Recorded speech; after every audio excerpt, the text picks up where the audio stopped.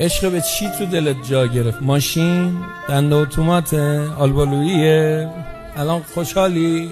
چی دادی؟ چی گرفتی؟ قلبی که میتونست علی رو تو خودش تماما هضم کنه، همه علی رو جا بده تو دل. خیلی حرفه القلب. بچه‌ها سلام. من همین اول بهتون یه توضیح بدم. ساختن این کلیپ هایی که یه موزیکی روش بذاری و این آهنگای قشنگ بذاری دلسوزانه و عاشقانه باشه کاری نداره. کی گفته اگر شما تلاش کنید برای صاحب خونه شدن و خریدن ماشین، دنده اتوماتیک، آلبالویی، علی تو دلتون جا نداره؟ اگر اعتقاد دارید، حالا اعتقاد ندارید من نمیدونم، به مسیح اعتقاد دارید، به حضرت موسی اعتقاد دارید، ابوبکر اعتقاد دارید، به امیرالمومنین اعتقاد دارید، یه سوال، شما اگه ماشین بخرید یا خونه بخواید بخرید تلاشتون رو بکنید، مهر امیرالمومنین رو از دلتون بیرون میکنید؟ مهر مثلا ابوبکر رو از دلتون بیرون میکنید؟ مهر موسی علیه السلام رو از دلتون بیرون میکنید؟ مهری از دلتون، یا مثلا مهر خانومتون از دلتون بیرون میکنید؟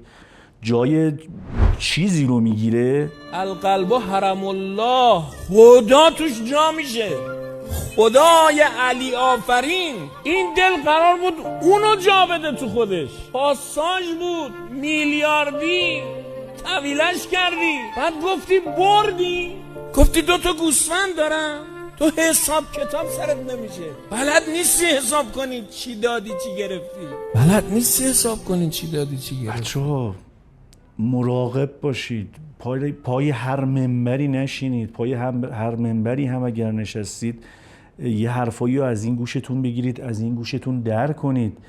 این حرفا اتفاقی که براتون خواهد افتاد اینه که من تو ویدیوی قبلی هم بهتون گفتم، اینا رو تاثیر میذاره روتون، تو ناخودآگاهتون تاثیر میذاره. شما حداقل اینه که باعث میشه بعداً یه ذهنتون خودش رو آماده این کرده باشه که نباید دنبال خونه باشید، نباید دنبال ماشین باشید. چرا؟ چون اینجا جاش جای خداست، چون اینجا جاش جای امیرالمومنین، جاش جای پیامبره. به این دلیل نباید بری دنبال آرزوهات. ماشین آلبالویی میخوای، دنده اتوماتیک؟ آقا شما ماشین خودت چیه؟ حالا اتوماتیک نه، ماشین داری؟ من زن و بچه دارم، من خانواده دارم، تعدادمون زیاده. شما برای من هر روز اسنپ میگیری برم بیام؟ ما تو خونه شما یه کاخی داری، گوشه خونه شما به ما یه اتاق دارید ما اون تو زندگی بکنیم که من دنبال خونه نباشم، دنبال صابخونه شدن نباشم؟ جنازمون صابخونه میشه آخر عمری. خاندانمون پول رو هم میذارن، دست به دست هم میدن، پول رو هم میذارن. اگه نداشته باشی خونه رو برات میخرن، وقتی مردی میکننتون تو، وقتی زندگی میشه که برامون کاری نمیکنه. خودمون هم برای خودمون اینو کار نکنیم. آقا این حرفا رو نزنید، والله اون دنیا مدیون جوانای مردم میشید، مدیون زن و بچه های میشید، مدیون آینده. اون دنیا روز قیامت میخوای از پل صراط رد چی، خیرتو میگیرن، میگن سال 2000 و فلان شمسی، هجری شمسی شما مدیون یه عده‌ای. میگی من که سال 1450 مردم، که به من چه؟ بهت میگن نه، اون حرفی که زده بودی 10 نسل یه خانواده رو به هم ریخته. نگو حاجی، من نمیخوام یه کلمه رو به کار ببرم، نگم فلان حرفو نزنید. به قول خودتون منبر مقدسه، حرفی نزنید به جوون مردم، بازی ندید مردمو. ما حرفای امثال شما رو شنیدیم یک بار، همین امثال شما اومدن پای منبر لپتاپ دستشون گرفتن، مینی لپتاپ دستشون گرفتن، گفتن جوون مؤمن باید پولدار باشه، چطور نتونسته فلان. پول در بیار، بیکار، بیار. میری تو روستا میبینی قازم نمیچرونه، میگه یه پولی به امام صادق علیه السلام رسید، من اونجا بودم، تا پول رسید بلا فاصله یه نفر رو پیدا کرد گفت باش کار کن. دوست ندارم پول راکت بمونه، پول باید افزایش پیدا کنه. ما به حرف شما گوش دادیم، حرف شما رو باور کردیم. این یکی ویدیو رو ببینید. من بگم آقا این همین ویدیویی که الان براتون میذارم و من عینش رو براتون میسازم، یعنی همین الان میسازم براتون میذارم. این که میگه عبد عبد عبد عبد، عین همین یه خوشگل براتون میسازم ببینید تاثیر حرفای من روتون بیشتری یا تاثیر حرفای ایشون. برنامه میپذیره، برنامه نمیریزه که. عبد برنامه میپذیره، برنامه نمیریزه.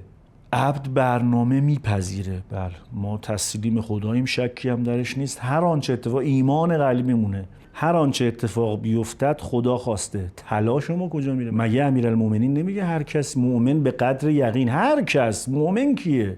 هر کس به قدر یقینش دریافت میکنه. مگه امیرالمومنین نمیگه عبد برنامه میپذیره، برنامه نمیریزه؟ یعنی برنامه ریزی نداشته باشیم برای زندگیمون، برای آیندهمون. بقیه‌شو ببینیم.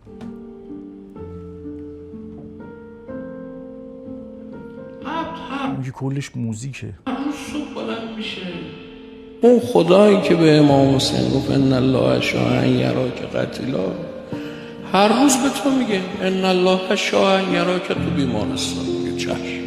ان الله شاء ان یراک وسط خیابون پنچر. چشم. ان الله. یکی از دوستام یه مثالی زد، ایشون غلط نمیگه ها، درستم نمیگه.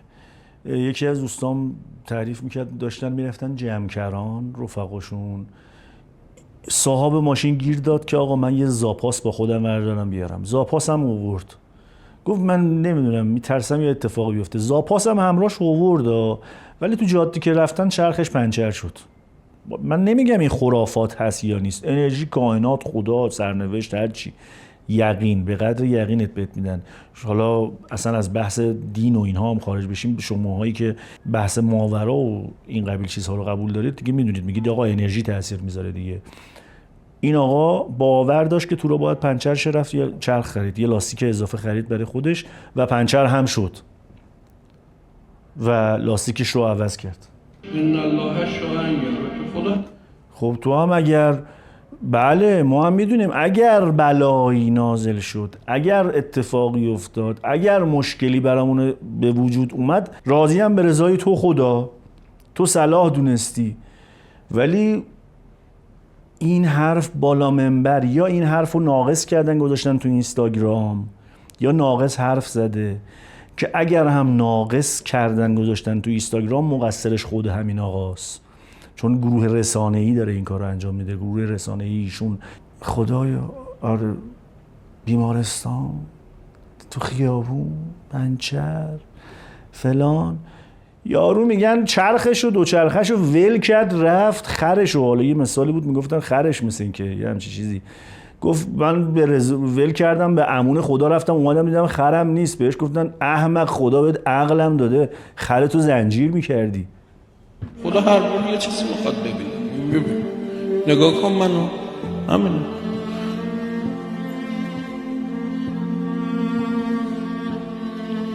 باید صبح بیدار شی ببینی که از خدا رضا چی کارت داره. طلبه میبنده که من باید بروم حتما به آن نقطه از علم برسم، بعد وسطاش که از خدا رضا میگه نمیخوام الان دیگه برسی، بفرما برو اون طرف. میگه نه من باید برسم. میگه آقا منم. تو تدبیر باش.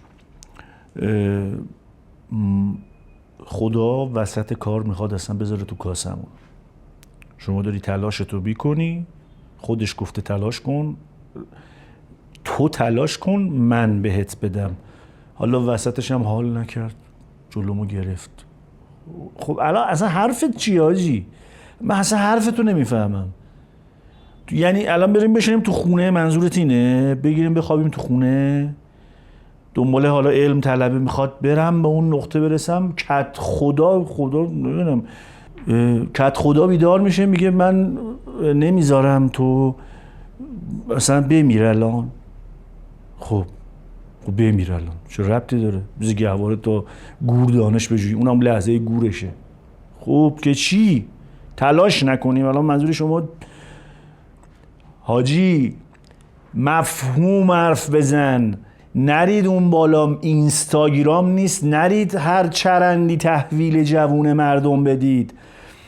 بچه اینستاگرام دستش گرفته 15 ساله 16 ساله حرف شما رو داره گوش میده. فکر کن یه دکتری، تو فکر کن شما یه پزشکی رفتی پشت تریبون داری میگی پسرم اگه درد داشتی برو مورفین بزن، درد و توضیح بده، بگو تشخیصش با پزشکه، شاید مورفین لازم باشی ولی به مورفین حساسیت داشتی باشی، بزنه معده دردم بگیری. کامل توضیح بده برای جوون مردم، نه یا اون بالا خوشگلش کن بگو بعدن الان برام رو کلیپ یه موزیک هم میندازن. برنامه نمیریزه. تفاوت انسان با بقیه همینه. اتفاقا برنامه‌ام نپذیرفت.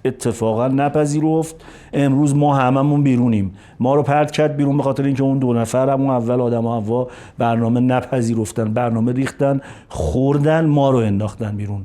ما الان داریم چوب اونا رو میخوریم. آقا نزنید طرفا رو. حرفم میزنید کامل بزنید لطفاً. اینی هم که گفتم من براتون یه کلیپ میسازم همینجوری احساسیشو بهتون میگم. عبد برنامه میپذیره، برنامه هم میریزه. عبد یقین داره خدا بهش حال میده، خدا بهش رأفت میکنه. بیمارستان؟ نه، خدا انقدر تو رو دوست داره اصلا از 50 طبقه افتادی پایین، تو راه هم سکته نکردی، میخوری زمین بتونه اما نرم میشه، چون خدا دوست داره، خدا خواسته تو بمونی. خب کاری داشت کلیپ این مدلی ساختم؟ لطفاً با زندگی مردم بازی نکنید. اینستاگرام نصفش افتاده دست یه مشت آرزو فروش دنیوی، نصفش هم افتاده دست یه عده آرزو فروش اخروی.